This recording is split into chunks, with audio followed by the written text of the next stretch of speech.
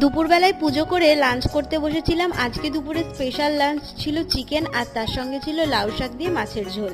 তো লাঞ্চ করার পর ভাবতেই পারিনি আজকে সেই সুন্দর আর শুভ কাজটা মা করবে, যেটার অপেক্ষায় আমি এতদিন ছিলাম। ঝড়ে মাজা ভেঙে পড়া গাছগুলোকে মা একটু ঠেকনা দিচ্ছিল, আর আমার ছাদে এসে সবার প্রথমে নজর কাড়লো পর্তুলিকাগুলো। দুপুরে কিছু বেডশিট ধুয়ে দিয়েছিলাম, সেগুলো শুকিয়ে গেছে। এখন ঘরে এনে ভাঁজ করে রাখার দায়িত্ব আমার, ধোয়ার দায়িত্বটাও আমারই ছিল, কারণ এই টুকিটাকি কাজগুলো আমি বাড়িতে করে থাকি। আর সেই সুন্দর আর মহান কাজটা যেটা আমাকে সবথেকে বেশি আনন্দ দিয়েছে আজকে, সেটা হলো ইনডোর প্ল্যান্ট গাছগুলোকে আজকে তার একদম পার্মানেন্ট টবে স্থানান্তরিত করা হয়েছে। তো এই হলো ইনডোর প্ল্যান্টগুলো, যেগুলোকে অনেক দিন ধরে ঘ্যান ঘ্যান করছিলাম মায়ের কাছে যে টবগুলোতে স্থানান্তরিত করে জায়গায় রাখো।